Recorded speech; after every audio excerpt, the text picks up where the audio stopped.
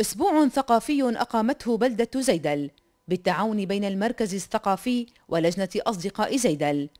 تضمن عددا من النشاطات الثقافية والاجتماعية والفنية، وكان ختامه إحياء أمسية موسيقية غنائية أحيتها فرقة زيدل للفنون الموسيقية. الفرقة حابة توجه رسالة لكل العالم أنه نحن رسالتنا هي حب وسلام لكل العالم. أهداف اللجنة نشر الثقافة والوعي بزيدل وحوالي زيدل.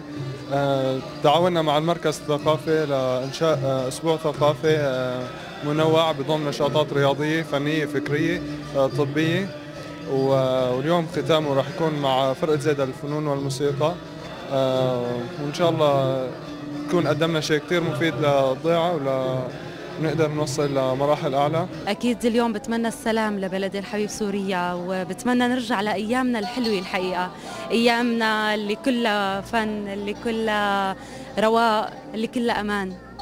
أمسية شعرية على صوت شباب وصبايا الجيل الصاعد عم يرجعوا تراثنا القديم. نحن بحاجة لهالشيء هلأ، لأن نحن عن جد عم نفتقد للتراث الأصيل، وإن شاء الله السلام بعم بلدنا. نحضر فرقة زيدل ومتشرف إنه نحضرها ونسمعها، واشتقنا موسيقى غذاء الروح.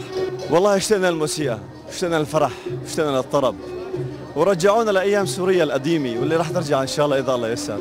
كتير حلوة، وأنا كنت بالفرقة بس لظروف اضطريت يعني أطلع، وبالعكس اللي بيسمع قديم ما بيسمع جديد أبداً. ذكرتنا بأيام اللي كنا بهالبلد بخير وكانت الأمور كلها بخير، ونتمنى إنه ترجع الأمور كلها بخير مثل ما كانت أول.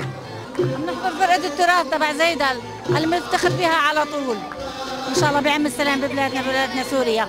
حبينا نختم المهرجان بأمسية موسيقية لنطلع العالم من أجواء الحزن والألم اللي عم نعيش ببلدنا، وإن شاء الله يا رب بلدنا بترجع بخير وأمان، بعم الأمان لسوريا ونرجع مثل ما كنا من زمان.